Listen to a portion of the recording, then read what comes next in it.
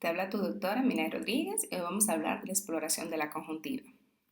La conjuntiva es una membrana mucosa que va a recubrir la porción anterior del globo ocular, inicia acá, en el limbo esclerocorneal y se continúa hacia los fondos de sacos y reviste la parte interna de los párpados.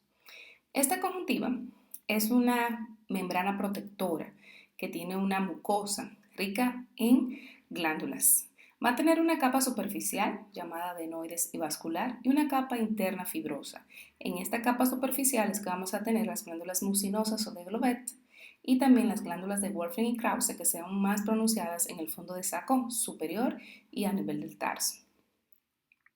Cuando estamos explorando la conjuntiva debemos reconocer cuál es la porción límbica, cuál es la conjuntiva vulvar, que está aquí con el número 2, cuál es el fondo de saco, que es la unión de la conjuntiva vulvar, y la conjuntiva tarsal, o también llamada palpebral, que tenemos aquí como número 4.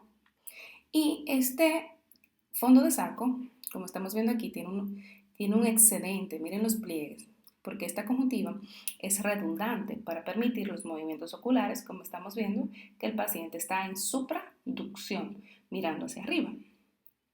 Y la conjuntiva tarsal como número 4, también llamada palpebral, y aquí tenemos la unión mucocutánea que pertenece al margen palpebral como número 6. Y aquí el puntito lagrimal que no pertenece a la conjuntiva, pero está aquí para que sea representada.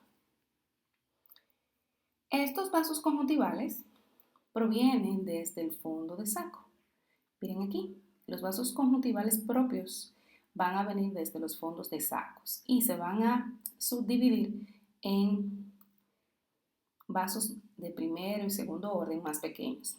Por ende, cuando tenemos una conjuntivitis, que no es más que una vasodilatación, esta inflamación va a ser más importante, más enrojecidos, más dilatados van a estar los vasos hacia el fondo de saco. Miren aquí ya unos vasos inyectados o dilatados de la conjuntiva. La conjuntiva, cuando la exploramos, tenemos que ver que permita los movimientos oculares que ya conocimos en la motilidad ocular y estrabismo, es decir, la destroversión, la levoversión, la supraversión, la infraversión que se dé normalmente, porque estos podrían estar alterados también en los casos de los acortamientos, fibrosis o cicatrices conjuntivales. Debemos siempre observar el fondo de saco cuando tenemos un paciente con una patología conjuntival, dígase una conjuntivitis, porque aquí por lo regular se quedan los detritus y las secreciones acumuladas. También podemos encontrar cuerpos extraños a nivel de la conjuntiva en el fondo de saco. Es decir, que siempre este debe ser evaluado para ser limpiado y para detectar algún tipo de secreciones o de cuerpos extraños. En el borde palpebral siempre debemos ver la unión mucocutánea, donde vamos a encontrar aquí la salida de las glándulas de meibomio, que también van a producir las meibomitis y blefaritis posteriores.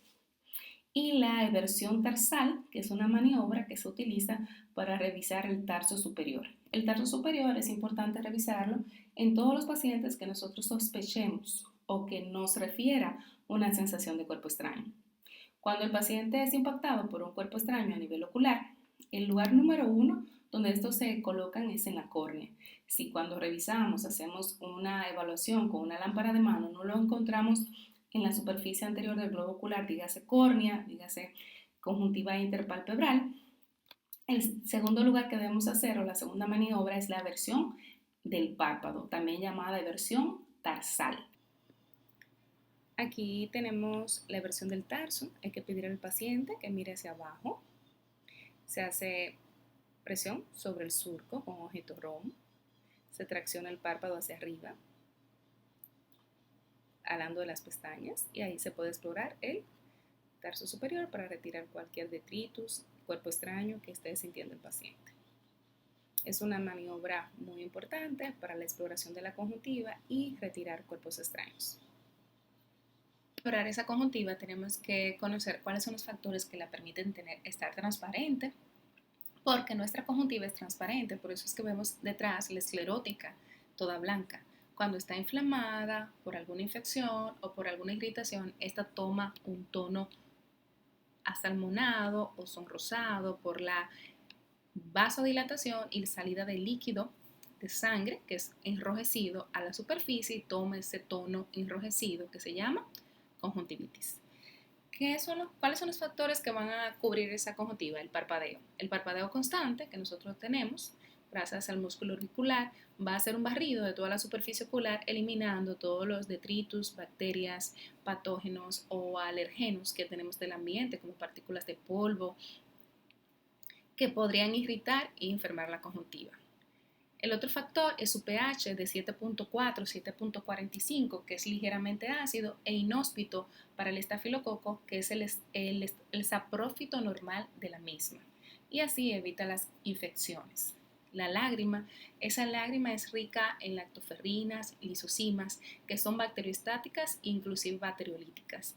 Todos estos son los factores de protección. Cuando estos factores se rompen por alguna alergia, por un rascado, porque tuve el ojo seco porque me expuse mucho al calor, entonces viene una respuesta inflamatoria de la conjuntiva que llamamos conjuntivitis.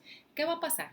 Que esta conjuntiva transparente se enrojece, podemos tener edema, como vemos aquí. Vemos aquí cómo se ve la conjuntiva temporal sobrelevada. Esto se llama quemosis o edema subconjuntival, que se da por el acúmulo de líquido entre la conjuntiva y la esclerótica.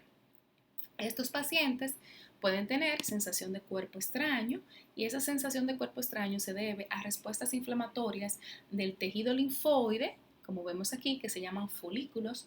Los folículos se van a ver en las infecciones virales, en las infecciones por clamidia, y las papilas, que son muy frecuentes, no es más que una inflamación focalizada de la conjuntiva que se da en los pacientes que tienen conjuntivitis bacteriana o conjuntivitis alérgicas. La flora conjuntival normal va a estar infestada por lo que es estafilococo, pero estos factores de protección que tenemos en la lágrima va a evitar que este aumente en número y se infecte. Por lo cual, en los pacientes adultos, en los pacientes normalmente con una conjuntivitis no tomamos cultivo porque siempre va a salir positivo para el estafilococo. Bien, ahora vamos a hablar de cada una de estas enfermedades o inflamaciones de la conjuntiva en el otro capítulo que se llama conjuntivitis.